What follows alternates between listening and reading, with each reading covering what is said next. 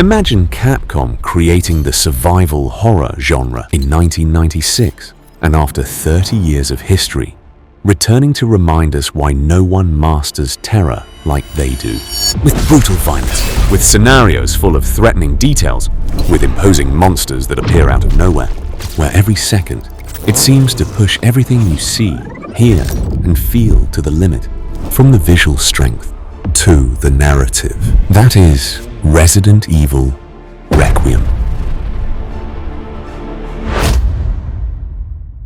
But to understand why this game matters so much, you first have to understand what they almost destroyed. In 1996, they arrived and showed the industry how to do horror in a video game, with mansions full of secrets, with scarce resources, with that constant feeling that you don't have enough to survive what's coming, and the industry followed them for years because there was no other reference. They were the masters, and everybody knew it. And then Capcom decided that it wasn't selling well enough anymore. They released Resident Evil 5 and 6 with co-op, with explosions, with Chris Redfield punching rocks, throwing the identity of the saga out the window to capture the shooter audience. Then in 2017, Resident Evil 7 arrived and, without warning, changed everything. First person, no familiar characters, with a family of madmen in a rotten house in the middle of nowhere. And what people got was the most immersive horror game that had come out in years. Then came the Resident Evil 2 remake in 2019, and it became completely clear this wasn't a stroke of luck, but a conscious decision to return to what this series always should have been, proving you can fully modernize a game without it losing its original feel. Village in 2021 confirmed they could be epic without losing their identity.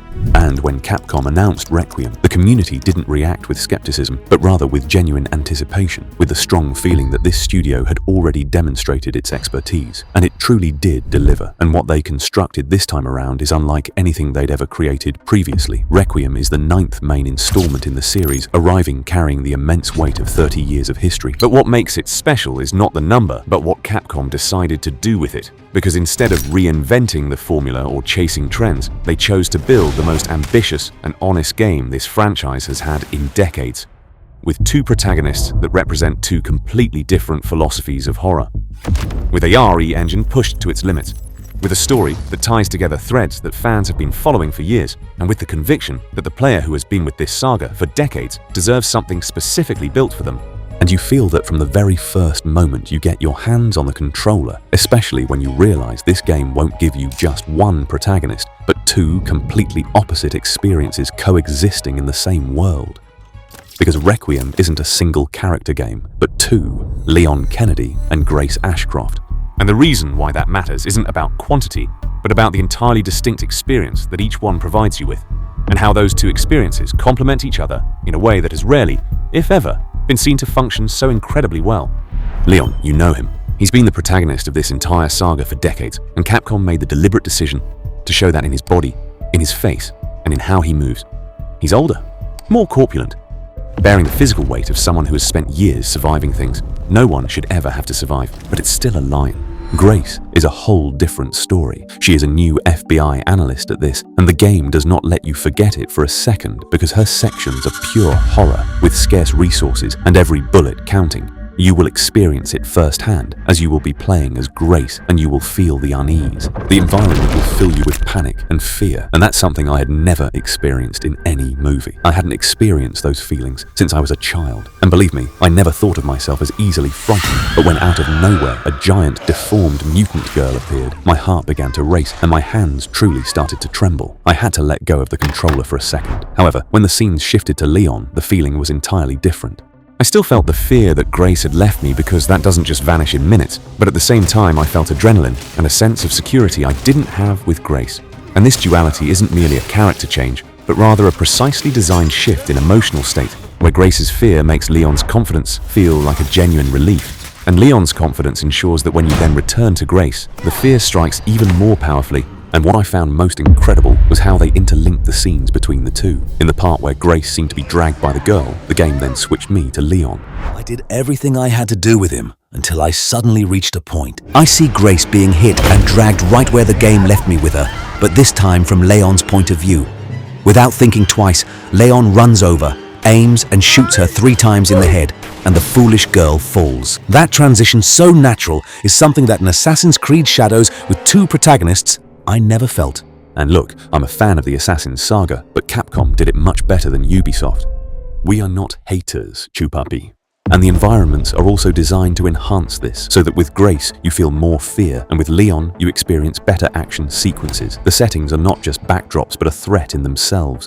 Every single room possesses its own unique history. Every corridor holds a profound darkness that the eye attempts to process but cannot fully comprehend.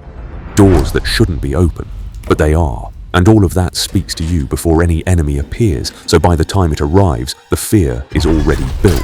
The environment took care of doing it in silence as you explored. With Grace in first person, you're completely immersed. The limited field of view forces you to turn your head constantly, to feel that the space is smaller than it is. But with Leon, in third person, you see everything. How he moves, the choreography of every fight, and the same corridor that was a trap with Grace, with Leon, becomes territory that simply needs to be cleared. And all of this is possible thanks to the RE engine, which is to Capcom what the Rage engine is to Rockstar. They don't use Unreal, they don't buy technology from anyone. They've spent years building and improving their own engine, and Requiem takes it further than ever, with lighting that's not there to look pretty, but to generate tension. There are moments where the only light source is what Leon holds in his hand, and the way that light bounces off surfaces, creating shadows that move with him, leaving areas of darkness that the eye can't resolve. It makes you feel like you don't know what's in what you can't see.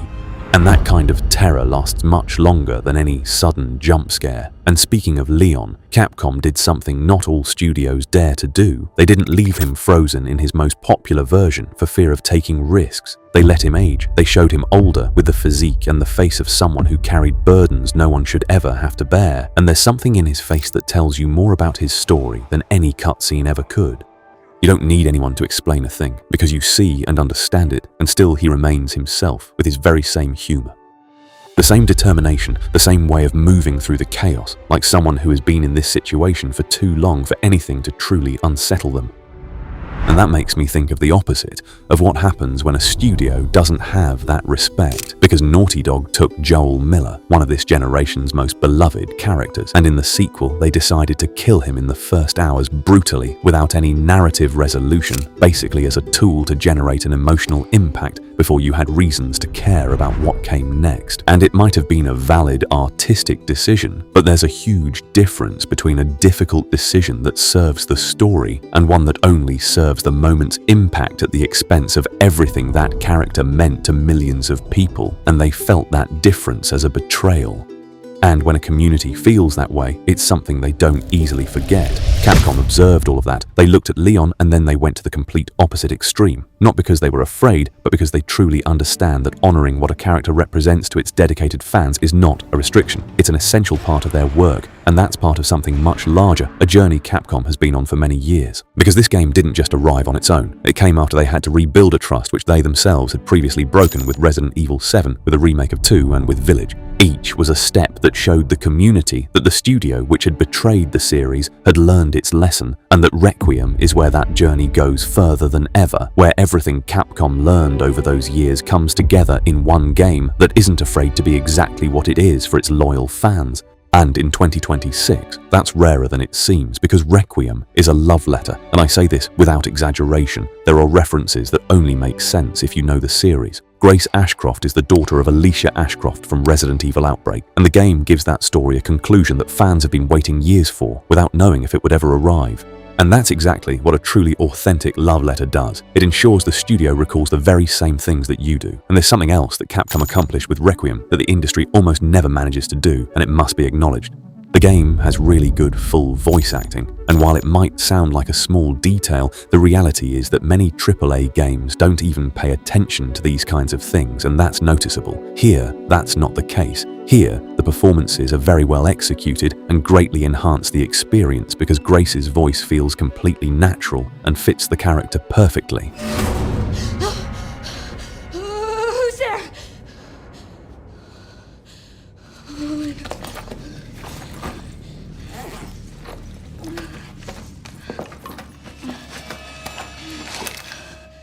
feeling insecure, quite frightened, with that fragility of someone who truly shouldn't be there. And Leon's voice, it sounds exactly as Leon should sound at this point in his life. Funny. I don't remember getting an invitation. Well, he's waiting for you. Can't have that, can we? Follow me, please. Lead the way. With the confidence and assurance of a Giga Chad, and that contrast between the two voices makes the duality of the gameplay feel even stronger, something that without good voice acting, you simply wouldn't have the same. And all that without the budget of a Sony first-party game, without EA's marketing, without the automatic hype, anything with the Rockstar name creates, because sometimes the studio that humbles AAA isn't the one with more money, but the one that's clearer about who it's working for. And Capcom has been proving for years that they know it, and this game is the most convincing proof of that so far. Capcom not only made a good survival horror game, but also reminded us why nobody does it like them. They do.